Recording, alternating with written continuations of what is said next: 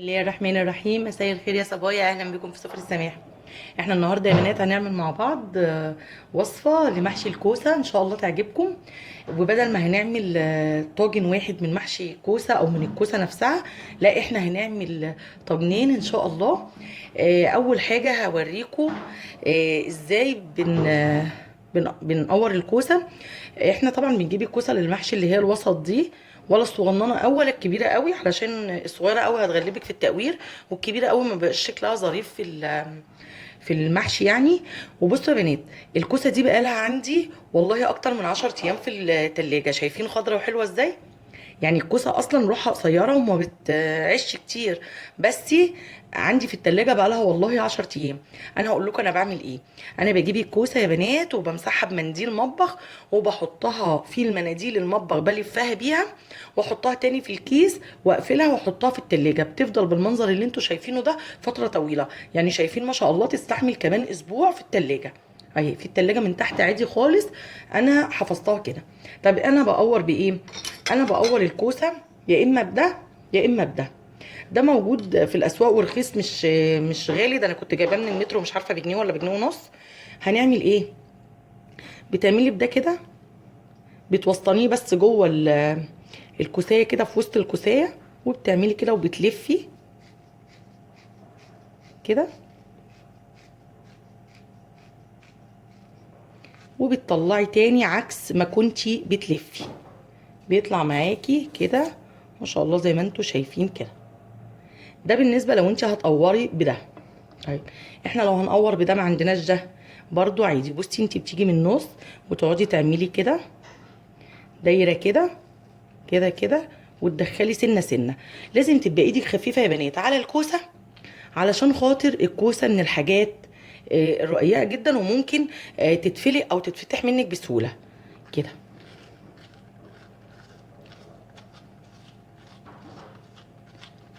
تيجي بقى انت كده تفحري بالراحه، بالراحه خالص اهو، وتطلعي كده. قلب الكوسه ده اوعي ترميه، ده احنا هنعمل منه طاجن تحفه ان شاء الله هيعجبك. كده يا بنات خلاص احنا كده اهي، شايفين اهي. بس كده، ودهون زي ما قلت لك برضو بنفس الحكايه، وبتكرري العمليه تاني بده. على فكره انا ما بحبش ده قوي، انا بحب اقور بالمقوار بتاعنا العادي ده. طيب خلاص انا وريتك ازاي بعملها انا كده بقى. ازاي بعملها كده؟ بالسن المشرشر بتاع المقوار كده،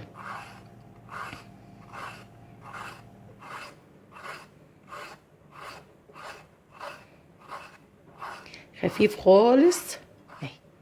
هتلاقيها هدت معاكي الشكل ده اهو.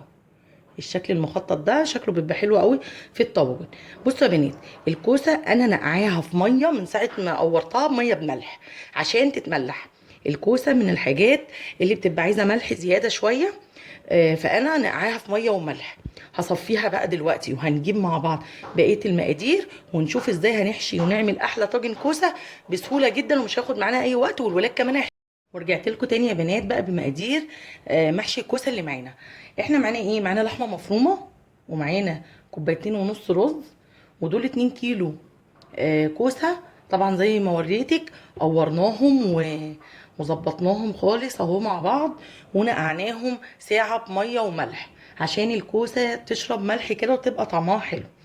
ومعايا كمان بصله مفرومه، ودي نص حزمه كزبره خضراء مفرومه ناعم يعني متقطعه صغير، ونفس الحكايه نص حزمه شبت متقطعه صغير. معلقه كبيره نعناع هناخدها على جزئين.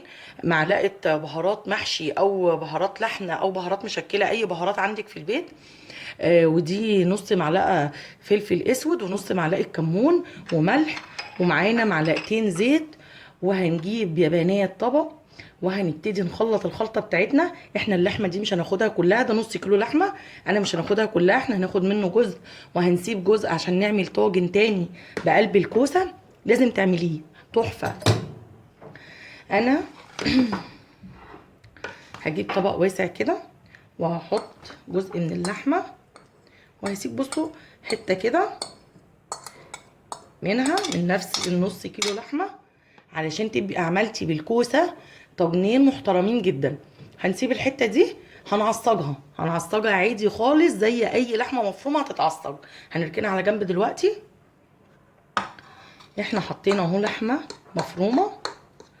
بصوا يا بنات، المحشي ده محشي شامي، يعني بيتعمل في بلاد الشام، سوريا وفلسطين، لبنان والحتت دي، الاردن، بس مش مصري. وهما مش بيحطوا خضره، بس انا ما بقدرش ما احطش خضره خالص على المحشي. طب انا هحط الاول بصل. احنا كمان المحشي ده يا بنات هنعمل له عصير طماطم كده مع بعض، هيتسوى في عصير الطماطم. وهنحط مع بعض. على فكرة انا نسيت اجيب صلصة، فهجيب معلقتين صلصة. وهنحط بقى كل الخضرة اللي معانا.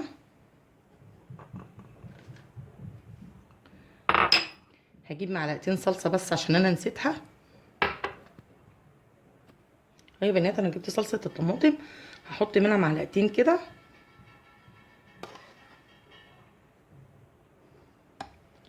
بس كده. حطي كل التوابل اللي معاكي. الملح، خلي بالك ان احنا الصلصة اللي هنعملها الحمراء اللي هنسوي فيها المحشي الكوسة هنحط فيها ملح، فما تحطيش ملح كتير. وكمان احنا عين الكوسة بمية وملح. هنحط كمان معلقتين زيت علشان خاطر الرز يطلع مفلفل كده جوه. حطي كل البهارات. النعناع هنحط نصه وهنسيب نصه للصلصة. يلا بقى نبتدي نخلط كل الحاجات دي كده كويس مع بعض، وبعدين نضيف عليها الرز.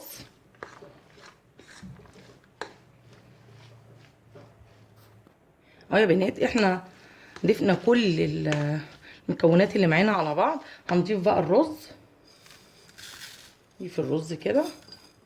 الرز لازم يتغسل ويتصفى يا بنات، لازم يتصفى كأنه ما اتغسلش عشان المحشي يطلع ناجح معاكي. لو في ميه المحشي هتلاقيه مش تمام. لازم الرز المحشي يتصفى جامد جدا. بس كده. انا بقى لازم نعملهم بايدينا كويس. حابه تلبسي جلافز براحتك، انا ما بلبسش بصراحه، انا بشتغل بايدي.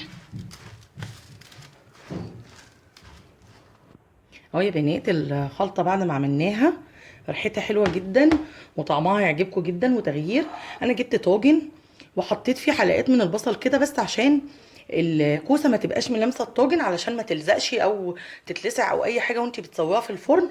خليكي في الامان واعملي شرايح بصل كده بس من تحت عشان ترفع الكوسه عن ارضيه الطاجن.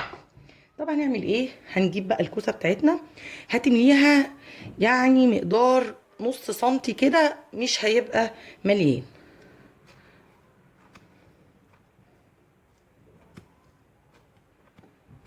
بصي بصباعك الصغير دخلي كده الحشوه،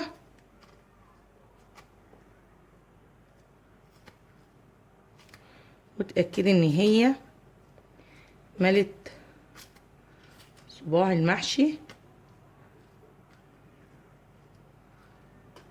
بس كده. بصوا كده، ما تكتريش عن كده علشان خاطر ما يطلعش بقى منك الرز جوه بره كده ويبقى شكله مش حلو. وهنبتدي نص في الطاجن بتاعنا بالشكل ده. تاني.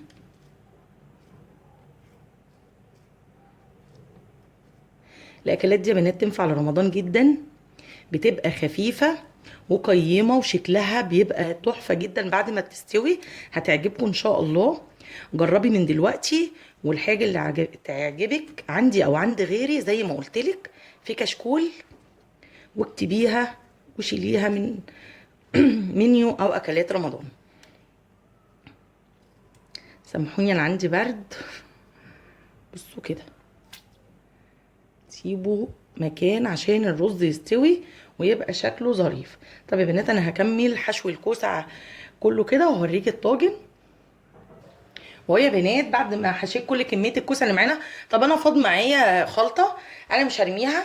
انا عندي الفلفل الاحمر الحلو ده انا هحشيها بيه، انا بنحب الفلفل الحار. لو انت عندك فلفل رومي عادي بقى يحشي بيه.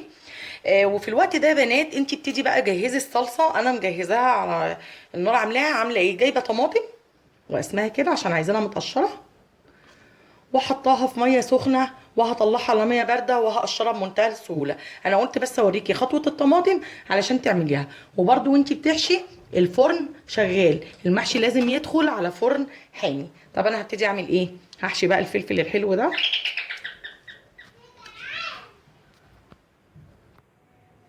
كده يا بنات، وانا عامله له سايبه له الغطا بتاعه عشان يبقى شكله حلو كده كده. ونبتدي نصه بقى في الفراغات دي، شيل ده خالص كده. بس كده يديكي شكل حلو جدا في قلب طاجن المحشي. طبعا ممكن بالفلفل الاخضر عادي خالص والفلفل الرومي عادي خالص. هظبطه انا بقى كده وارصه. وهو يا بنات بعد ما رصيناه بقى وشكله الجميل، الصلصه اللي احنا هنسوي بيها المحشي. ادي الطماطم بعد ما سلقناها بالطريقه اللي قلت لكم عليها، 2 مكعب مرق، 3 فصوص توم، معلقه ملح صغيره علشان المرق بيبقى حادق طبعا، معلقتين صلصه، وبقيه النعناع اللي معانا. طب احنا هنعمل ايه؟ احنا هنجيب بوله واسعه والخلاط او الهاند بلندر او الكبه، اي حاجه عندك، وهنضرب الكلام ده كله فيها. اهو يا بنات انا جبت بوله واسعه احط فيها الصلصه،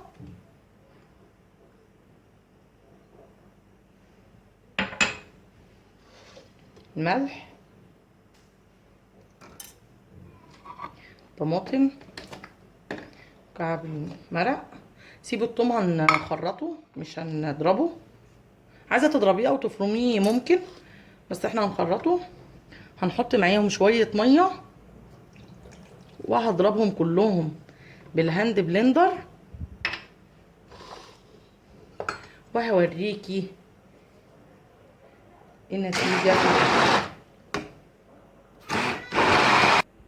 اهو يا بنات الخليط احنا حطينا له كوبايه ميه من دي، كوبايه ميه دي كده انا ضفتها للطماطم وللصلصه علشان الكوسه هتنزل ميه فما يبقاش السائل كتير.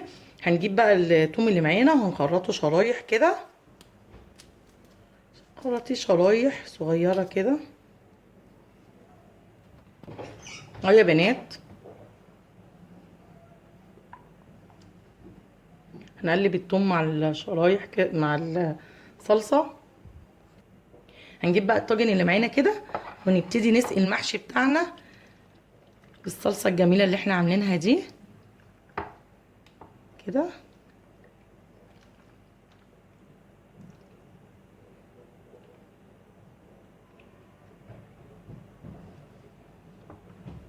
كده وهنجيب ورق زبده وورق فويل وهندخله الفرن. بس الاول هنرش عليه شويه نعناع كده. على فكره النعناع مع الكوسه حلو جدا. ويا بنات ورق الزبده خليه هو اللي ملاصق على طول للطاجن بتاعك، وكمان هيبقى معانا ورق الفويل هنقفل بيه الطاجن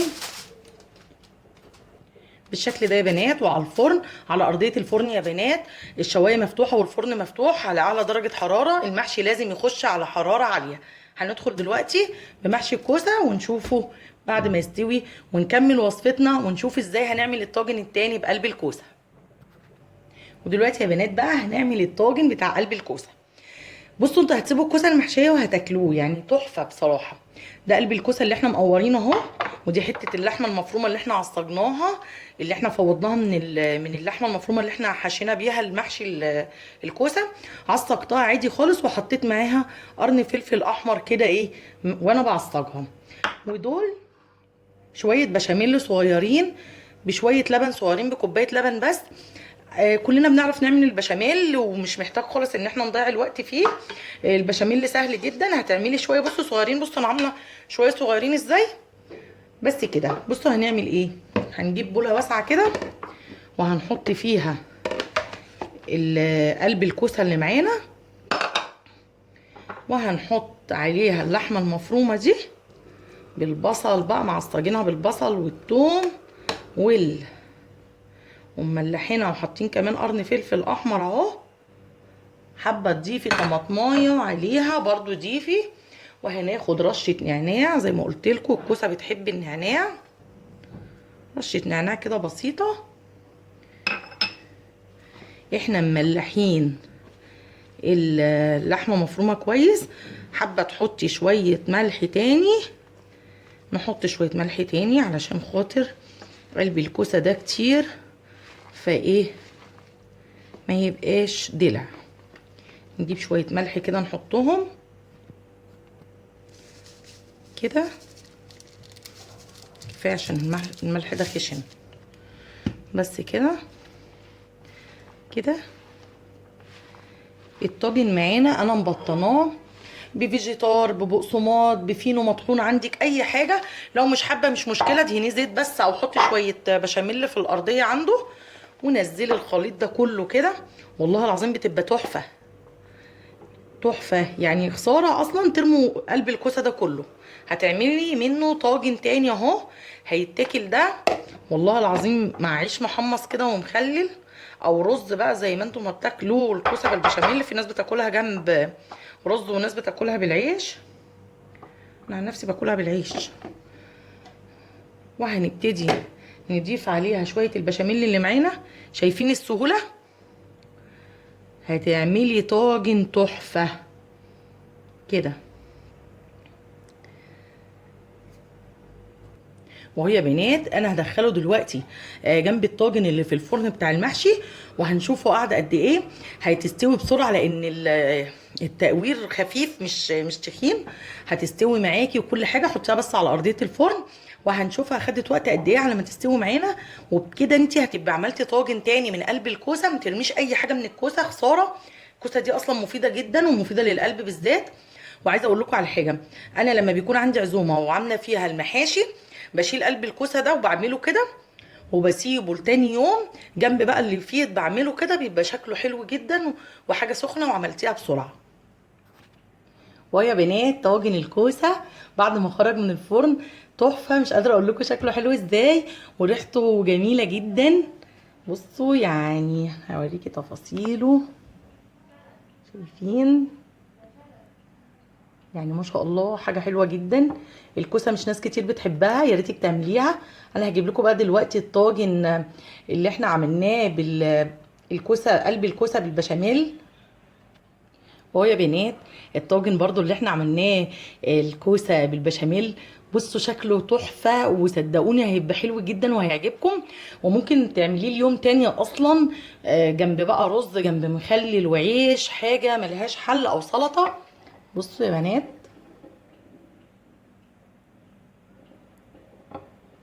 ترميش ابدا قلب الكوسه.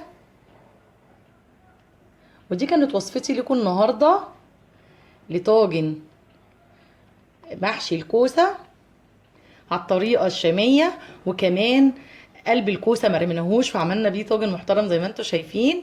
يا رب تكون وصفتي النهارده كانت سهله وبسيطه وعجبتكم. ولو عجبتكم يا ريت تعملوا لي لايك وشير واشتراك في القناه.